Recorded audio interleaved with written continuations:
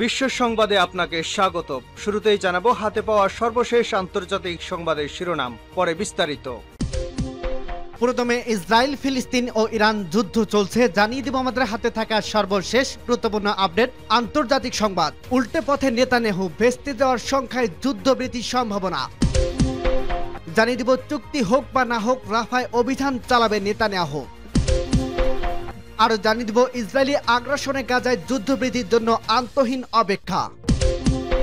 এবং আরো জানিয়ে দিব ফিলিস্তিনের ধাওয়া খেয়ে দৌড়ে পালালেন জার্মান রাষ্ট্রদূত। এদিকে ইসরায়েলের জার্মানি অস্ত্র বিক্রির উপর নিষেধাজ্ঞা দিতে আইসিজির অস্বীকৃতি। এবং সর্বশেষ জানিয়ে দেব আইসিজির গ্রেপ্তারি থেকে বাঁচতে যুক্তরাষ্ট্রকে চাপ দিচ্ছে ইসরায়েল। শুনছিলেন সংবাদ শিরোনাম, এরপর বিস্তারিত। তার আগে অনুরোধ থাকবে, ভিডিওটি যদি ভালো লেগে থাকে ভিডিওটিতে একটি লাইক এবং কমেন্ট করে জানিয়ে দিন ভিডিও সম্পর্কে আপনার মূল্যবান মতামত, এবং আরো কমেন্ট করে জানিয়ে দিন ভিডিওটি আপনি কোথা থেকে দেখছেন এবং শুনছেন। আর অবশ্যই ভিডিওটি আপনি আপনার সোশ্যাল মিডিয়ায় শেয়ার করতে ভুলবেন না। উল্টে পথে নেতানিয়াহু, ভেস্তে যাওয়ার সংখ্যায় যুদ্ধবৃদ্ধির সম্ভাবনা।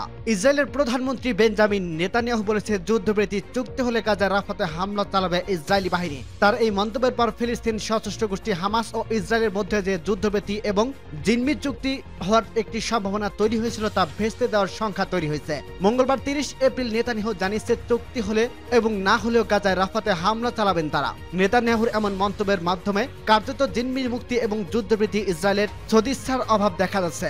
মঙ্গলবার হামাসের হামলার নিহত ইসরায়েলিদের পরিবারের সদস্য এবং উগ্রপন্থী জাতীয় নিরাপত্তা মন্ত্রী বেন গিভিরের সঙ্গে বৈঠক করেন নেতানিয়াহু। এরপর তিনি বলেন, সব লক্ষ্য অর্জিত হওয়ার আগে যুদ্ধ বন্ধ করে দেবে, এটি আমাদের বিবেচনায় নেই। সম্পূর্ণ জয় পেতে আমরা রাফাতে প্রবেশ করব এবং সেখানে থাকা হামাসের ব্যাটালিয়নকে নির্মূল করব, চুক্তি হোক বা না হোক। ইসরায়েলের প্রধানমন্ত্রী দপ্তর থেকে দেওয়া এক বিবৃতিতে জানানো হয়েছে, স্বজন হারানো ইসরায়েলের প্রধানমন্ত্রী বেঞ্জামিন নেতানিয়াহু এবং নিরাপত্তা পরামর্শক তাসি হানিকবেকিকে যুদ্ধ বন্ধ করার আহ্বান জানিয়েছেন। প্রধানমন্ত্রী নেতানিয়াহুর সঙ্গে বৈঠকের পর জাতীয় নিরাপত্তা মন্ত্রী বেন গিভির একটি ভিডিও বার্তা দেন। এতে তিনি বলেন, নেতানিয়াহুকে যুদ্ধ বন্ধ না করতে এবং বিপজ্জনক চুক্তির সম্মান হতে সতর্ক বলছে। প্রধানমন্ত্রী আমরা কথা শুনছেন এবং কথা দিয়েছেন ইসরায়েলের রাফাতে যাবে এবং যুদ্ধ বন্ধ করবে না। আমি মনে করি প্রধানমন্ত্রী বেশ ভালোভাবে বুঝতে পেরেছেন যদি এসব না হয়ে এটির অর্থ কি হবে।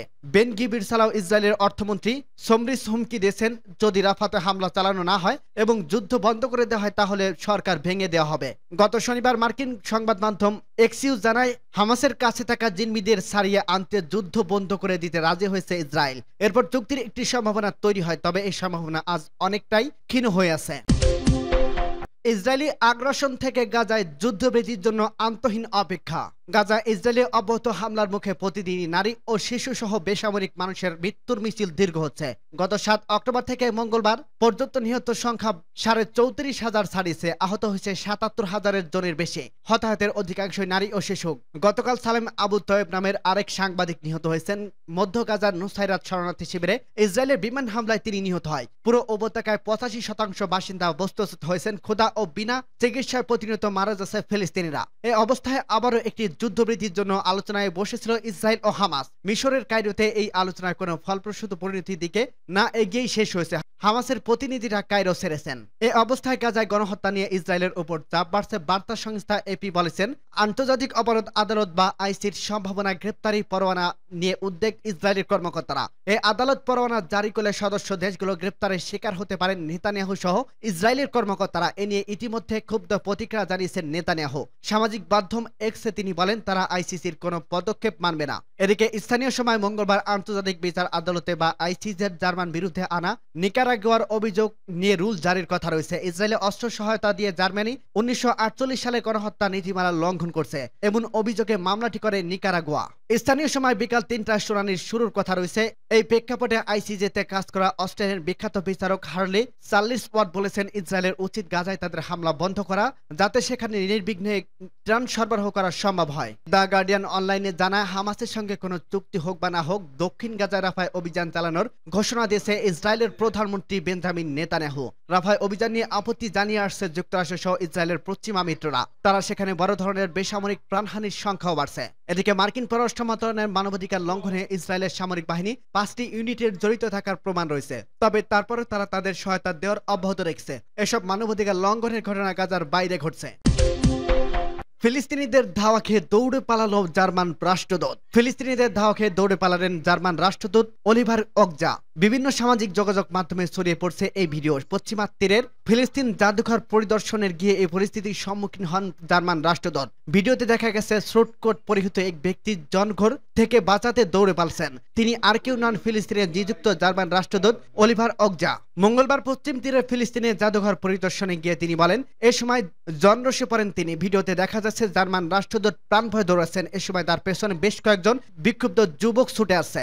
জনরোষ থেকে বাঁচাতে দৌড়ে নিজের গাড়িতে আশ্রয় নেন জার্মান রাষ্ট্রদূত। গাড়িতে ওঠার পর তার গাড়িকে লক্ষ্য করে ইট পাটকেল নিক্ষেপ করার ঘটনাও ঘটে। ওই সময় গুলির শব্দ শোনা যায়। এদিকে এই ঘটনার পর সামাজিক যোগাযোগ মাধ্যম এক্সে একটি পোস্টে লিখেছেন ফিলিস্তিনে নিযুক্ত জার্মান রাষ্ট্রদূত অলিভার অগজা লিখেছেন, শান্তিপূর্ণ প্রতিবাদ ও সংলাপের জায়গায় সব সময় থাকে, তবে বিরজিতের জাতীয় জাদুঘরে ইউরোপীয় ইউনিয়নের মিশন প্রধানের বৈঠকে প্রতিবাদকারীদের জন্য বাধাগ্রস্ত হয় আমরা দুঃখিত। তিনি আরো লেখেন, তবুও আমরা আমাদের ফিলিস্তিনি অংশীদারীদের সঙ্গে গঠনমূলক কাজ করতে প্রতিশ্রুতিবদ্ধ।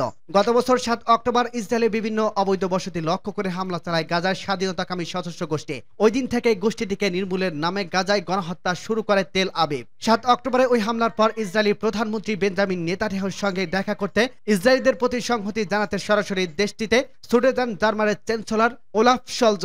এছাড়া ইসরায়েলের বিরুদ্ধে আন্তর্জাতিক বিচার আদালতে দক্ষিণ আফ্রিকা গণহত্যায় যে অভিযোগ এনেছে সেটির বিরুদ্ধেও লড়াই ঘোষণা দিয়েছে জার্মানি। ফলে দেশটির ওপর তীব্র ঘৃণা ও ক্ষোভ থেকে রাষ্ট্রদূতকে ধাওয়া দিলে ফিলিস্তিন তরুণরা। গাজায় ইসরায়েলি বিমান হামলায় ধসে পড়ছে শত শত ভবন। এসব ভবনের ধ্বংসস্তূপের নিচে পড়ছে প্রায় 10,000 মরদেহ পচে যাচ্ছে। প্রয়োজনীয় সরঞ্জাম না থাকায় ধ্বংসস্তূপের নিচে পড়ে এসব মরদেহ উদ্ধার করা যাচ্ছে না বলে জানিয়েছেন উপত্যকার স্বাস্থ্য মন্ত্রণালয়। ইসরায়েলে জার্মানি অস্ত্র বিক্রির উপর নিষেধাজ্ঞা দিতে আইসিজিতে অস্বীকৃতি। আন্তর্জাতিক বিচার আদালত আইসিজে ইসরায়েলের জার্মানি অস্ত্র বিক্রির উপর জরুরি পদক্ষেপ গ্রহণ করে রায় দিতে অস্বীকৃতি জানিয়েছেন। তবে নিকারাগুয়ার দায়ের করা মামলাটি খারিজ করে দিতে জার্মানির অনুরোধ বাতিল করে দিয়েছে আদালত। মঙ্গলবার আদালত 15 থেকে একটি ভোটে এই রায় দেয়। আইসিজের প্রিজাইডিং বিচারক নওফেল সালাম তার রায় বলেন, জরুরি ক্ষমতা ব্যবহার করে রায় দেওয়ার মতো পরিস্থিতি সৃষ্টি হয়নি। তবে 16 সদস্য বিশিষ্ট আদালত জানায় তারা নিকারাগুয়ার দায়ের করা মামলাটি নিয়ে উভয় পক্ষের বক্তব্য আরো শুনবে, আর এতে কয়েক মাস সময় লেগে যেতে পারে। সালাদ বলেন, আদালত গাজা উপত্যকায় ফিলিস্তিনিদের জীবনযাপনের বিপর্যয়কর অবস্থার উদ্বিগ্ন, বিশেষ করে খাবার এবং অন্যান্য মৌলিক প্রয়োজনীয় সামগ্রী থেকে ব্যাপকভাবে তাদের বঞ্চিত হওয়ার কারণে তারা উদ্বিগ্ন।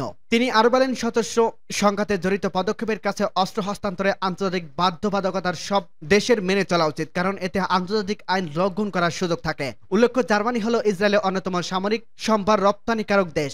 নিকারাগুয়া আদালতে দায়ের করা মামলার অভিযোগ করে যে জার্মানির দেওয়া অস্ত্র গণহত্যায় ব্যবহার করা হচ্ছে। জার্মানির এই অভিযোগ অস্বীকার করে জার্মান পররাষ্ট্র দপ্তরের অফিস এক্সে আইসিজের রায়কে স্থগিত জানিয়েছে। সূত্র আল জাজিরা। আইসিজের গ্রেপ্তারি থেকে বাঁচতে যুক্তরাষ্ট্রকে চাপ দিচ্ছে ইসরায়েল। আইসিজের গ্রেপ্তারি বিষয়ক সংবাদগুলো সন্দেহের সাথে পড়া উচিত বলে সতর্ক করছেন মধ্যপ্রাচ্য বিষয়ক বিশ্লেষক ও প্রত্যক্ষ সাংবাদিক অ্যান্টনি লোয়েনস্টাইন। তিনি বলেন, আন্তর্জাতিক অপরাধ আদালত আইসিজে শীঘ্রই ইসরায়েলের সিনিয়র কর্মকর্তাদের জন্য গ্রেপ্তারি পরোয়ানা জারি করতে পারে মর্মে প্রতিবেদনগুলো সন্দেহের সাথে পড়া উচিত, কারণ এটি স্পষ্ট নয় যে সংবাদগুলো ইসরায়েলের সূত্রে আসছে নাকি বাইরের কোনো সূত্র থেকে আসছে। হতে পারে এই মাধ্যমে তারা মার্কিন যুক্তরাষ্ট্রের উপর চাপ সৃষ্টি করতে চেষ্টা করছে। মঙ্গলবার 30 এপ্রিল কাতার ভিত্তিক গণমাধ্যম আল জাজিরার এক প্রতিবেদনে এ তথ্য জানানো হয়েছে। প্রতিবেদনে আরো বলা হয়েছে, লেন স্টাইন বলেছে মার্কিন যুক্তরাষ্ট্র বছরের পর বছর ধরে আইসিজিকে ঘৃণা করছে, কারণ তারা চায় না যে তাদের নিজস্ব সৈন্য জেনারেল বা রাজনীতিবিদদের বিচারের মুখোমুখি করা হোক। এর উদাহরণ হিসেবে ইরাক ও আফগানিস্তানের গত 20 বছরের ঘটনাবলী দেখা যেতে পারে। সূত্র আল জাজিরা।